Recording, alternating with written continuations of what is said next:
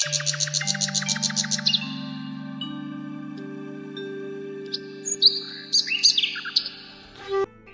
बच्चों, करते हैं टुनटुनी चिड़िया कार्टून स्टार्ट। चुड़ैल और टुनटुनी चिड़िया की कहानी। एक गांव में अचानक एक चुड़ैल आ जाती। उसके सामने खेलते खेलते टुनटुनी चिड़िया का बच्चा आ जाता। उसको चुड़ैल अपने वश में करके वो बच्चा खेलते खेलते चुड़ैल के पीछे लग जाता। उसके साथ साथ उसके घर में घुस जाता। घर में घुसते ही चुड़ैल उसे मार देती। फिर अगले दिन चुड़ैल वहाँ घर में से निकल के और दूसरे गांव की ओर चल जाती। दूसरे गांव में जाके इधर उधर बैठ जाती और देखती इधर उधर। फिर से बच्चा वहाँ खेलते खेलते आ जाता। फिर से सुंदर सा प्यारा सा बच्चा खेलते खेलते उसके पास आ जाता। उसको भी अपने वश में करके वहाँ से उसके पीछे वो बच्चा भी चलने लग जाता। फिर चलते चलते उसी के घर में और उसको ले जाती। वहाँ ले जाके उसको अंदर घर के अंदर बुला लेती। उसके बाद में धीरे धीरे गेट के अंदर हो जाता और चुड़ैल आगे आगे चलने लगती और पीछे पीछे बच्चा भी जाने लग जाता। फिर चुड़ैल उसे कह देती कि जाओ बच्चों, तुम्हारा समय आ चुका। बच्चा कुछ समझ नहीं पाता और जाने लग जाता। फिर उसके जादुई शक्ति से उसे बच्चे को भस्म कर देती और वहाँ से फिर से निकल पड़ती चुड़ैल। उस पता नहीं था ये चुड़ैल कितनों बच्चों की जान लेने वाली है। फिर से एक नए गांव में जाती। वहाँ जाके फिर से मेन रास्ता चौराहे पे जाके खड़ी हो जाती। फिर से एक नए बच्चे की तलाश में खड़ी हो जाती। फिर बच्चा उधर से आता। वो अपने घर की तरफ जा रहा था। उसको बुला लेती। वो उसके पास में आ जाता। उसको एक दो बात करती, उससे मीठी मीठी बात करके उसको अपने जाल में फंसा लेती। फिर से वो बच्चा उसके जाल में फंस जाता और वो कहती मेरे पीछे पीछे आना। तो बच्चा अब समझदार तो रहता नहीं, बच्चा उसके पीछे पीछे चलने लग जाता। वो कहते गए आओ मेरे पीछे बोलती, तो बच्चा भी जाने लग गया पीछे पीछे।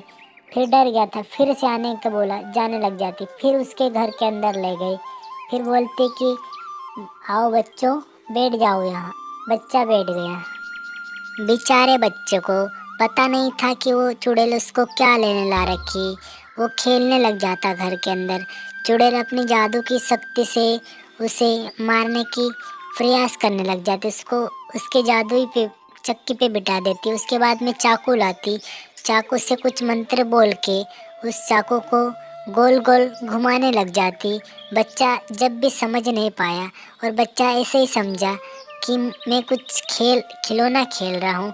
उसके बाद में वो चाकू घूमते रहे। फिर उसके बाद में अचानक उसको चाकू से काट दिया। फिर बच्चा मर गया। फिर क्या, फिर से चुड़ैल निकल पड़ती। उसको पूरे 10 बच्चे करना था। फिर क्या, एक दिन कौवे से मुलाकात हो गई। तो चुड़ैल सोचते हैं कि इस बार तो मैं कौवे को लेके चलती। तो कौवा का अपने वश में कर लेती और कौवे को अपने पीछे पीछे आने का बोल देती। कौवा भी उसके पीछे पीछे जाने लग जाता। चुड़ैल को यह नहीं पता था कि कौवा अपने बच्चे के तलाश में बैठा था। वह इसी इंतजार में उस चुड़ैल के साथ गया ताकि उसका बच्चा का वो पता निकाल सके। फिर चुड़ैल कहने लगती, कालू कौवा, आप मेरे घर पहली बार आए, अंदर तो चलो। तो फिर कौवा हाँ बोल देता। उसके पीछे वो भी उसके घर के अंदर चलने लग जाता। कालू कौवा तो उसी इंतजार में था। उसको उसका बच्चा का पता निकालना था। अंदर जाके देखा तो कुछ तो दाल में काला है, सोच रहा था कौवा।